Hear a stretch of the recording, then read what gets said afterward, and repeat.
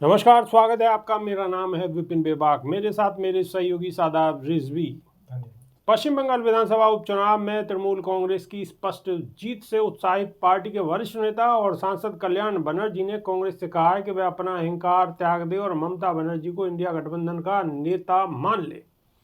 उन्होंने महाराष्ट्र में चुनावी हार के लिए कांग्रेस की भी आलोचना की है। इस मांग पर जब समाजवादी पार्टी के राष्ट्रीय अध्यक्ष और कन्नौज सांसद अखिलेश यादव से सवाल किया गया तो उन्होंने कहा कि मैं इस पर इंडिया अलायंस की बैठक में अपने सुझाव दूंगा। अभी मैं इस पर कोई चर्चा नहीं करूंगा। हाल के उपचुनावों में तृणमूल कांग्रेस के प्रभावशाली प्रदर्शन से उत्साहित कल्याण बनर्जी ने प्रधानमंत्री नरेंद्र मोदी और भारतीय जनता पार्टी को चुनौती देने के लिए एकीकृत और निर्णायक नेतृत्व की आवश्यकता पर बल दिया है। पार्टी ने पश्चिम बंगाल में हुए उपचुनाव में 5 विधानसभा सीटों को बरकरार रखा और बीजेपी से मदारीहाट सीट छीन ली है। तृणमूल सांसद ने इस बात पर जोर दिया है कि ममता बनर्जी का सिद्ध नेतृत्व और जमीनी स्तर पर जुड़ाव उन्हें विपक्षी दलों के गठबंधन का सबसे उपयुक्त नेता बनाता है। ममता बनर्जी को सिद्ध नेता और बीजेपी के खिलाफ लड़ाई का शानदार रिकॉर्ड रखने वाली नेता बताते हुए तृणमूल सांसद ने कहा है कि उन्हें पूरे भारत में एक योद्धा के रूप में जाना जाता है।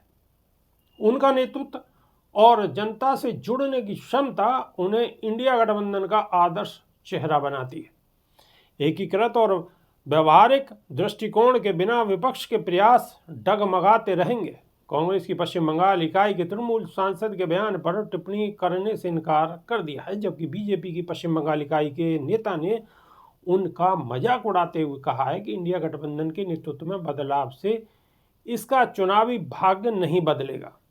बीजेपी प्रवक्ता समीक भट्टाचार्य ने कहा है कि चाहे कांग्रेस हो या तृणमूल या फिर कोई अन्य पार्टी, इसका इंडिया गठबंधन के चुनावी भाग्य पर कोई असर नहीं पड़ेगा, क्योंकि इस देश के लोगों ने इन पार्टियों को नकार दिया है।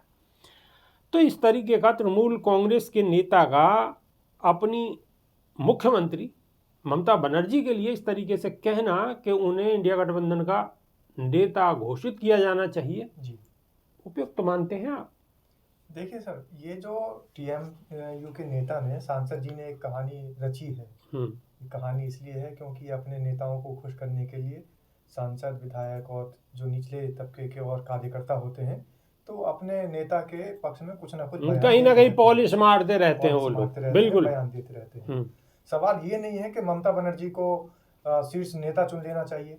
चलिए ठीक है सांसद जी, उनकी बात मान ली जाए, थोड़े समय के लिए मान लेते हैं। लेकिन जो इंडिया गठबंधन है, इंडिया गठबंधन में सिर्फ टीएमयू ही एक पार्टी नहीं है, उसके अलावा भी अन्य बहुत सारे घटक दल हैं। सभी का राजी होना, सभी की सहमति होना बहुत जरूरी होती है। खैर मामला अंदरूनी है, इंडिया गठबंधन किसको अपना नेता चुनता है और कौन उनका जो है शीर्ष नेता बनता है, ये इंडिया गठबंधन से जुड़े हुए बहुत सारे दल तय करेंगे और जिसको शीर्ष नेतृत्व इन घटक दलों ने और जो उसके और साथी सदस्य हैं उन्होंने बना रखा है, वो तय करेंगे। अब इसमें ये सवाल उठाना गलत है सांसद जी का कि टीएमयू की नेता ममता बनर्जी कांग्रेस का एक अच्छा विकल्प हो सकती है या एक बड़ा चेहरा हो सकती है। विपक्ष में अब तक के रिकॉर्ड में राहुल गांधी की जो बढ़त देश को नजर आ रही है, वो देश ही नहीं दुनिया देख रही है। अच्छा, ये सवाल कांग्रेस पे उठा रहे हैं, लेकिन इनसे कोई जरा ये भी मालूम करे कि इंडिया गठबंधन में सबसे बड़ा दल कांग्रेस है और कांग्रेस के नेता राहुल गांधी विपक्ष के नेता हैं और उनकी स्वीकार्यता पहले के मुकाबले बढ़ी है। बीजेपी चाहे कहीं भी जीते, कितनी बार भी जीते, लेकिन उन्हें हमला कांग्रेस पे ही करना पड़ेगा। कहीं ना कहीं कांग्रेस को ही निशाने पे साधना पड़ेगा। बीजेपी की जीत है कहां सर? बीजेपी की जीत नहीं है। जीत सिर्फ और सिर्फ आपसी झगड़े की है, बंटवारे की जीत है और गलत राजनीति की जीत है। कांग्रेस की जहां तक बात कर रहे हैं और कांग्रेस का जो सवाल उठ रहा है, कांग्रेस बड़ी है। राहुल गांधी ने जब से मोर्चा संभाला है और राहुल गांधी जब से एक्टिव मोड में नजर आ रहे हैं लोगों को, हालांकि एक्टिव पहले भी थे लेकिन कुछ मजबूरियां रहती हैं कि सामने नहीं आते थे, लेकिन अब जो एक्टिव मोड में लोगों के सामने नजर आ रहे हैं, जब यात्रा के बाद से लेकर अब तक के राहुल में बहुत बदलाव नजर आ रहा है। तो आप देखिए बदलाव धरातल पे भी दिखा है। कांग्रेस की जो वोट परसेंटेज थी वो पहले की भांति अब और ज्यादा बढ़त पे है। बात हार और जीत की नहीं है, बात है शीर्ष नेतृत्व की और शीर्ष नेतृत्व वही पार्टी या वही लोग कर सकते हैं जिसकी ख्याति ज़्यादा हो।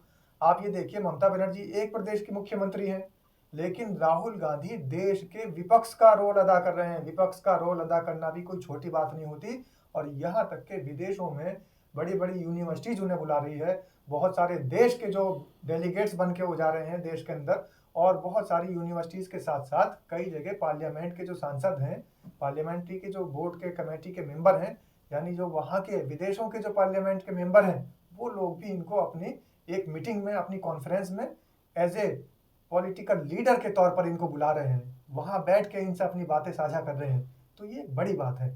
इसलिए सांसद जी का ये कहना कि ममता बनर्जी को शीर्ष नेतृत्व चुन लेना चाहिए, कहीं ना कहीं ये गलत है, और ये समझना चाहिए कि और भी बहुत सारे घटक दल हैं, उनका भी ध्यान रखा जाएगा। बिल्कुल, और घटक दल हैं उनका ध्यान रखना होगा, और ये इंडिया गठबंधन के वरिष्ठ नेता लोग तय कर सकते हैं, कोई एक आदमी ये जिम्मेवारी नहीं ले सकता। अभी के लिए सिर्फ इतना ही। नई वीडियो में फिर रूबरू होंगे। बहुत बहुत शुक्रिया, धन्यवाद, नमस्कार। धन्यवाद।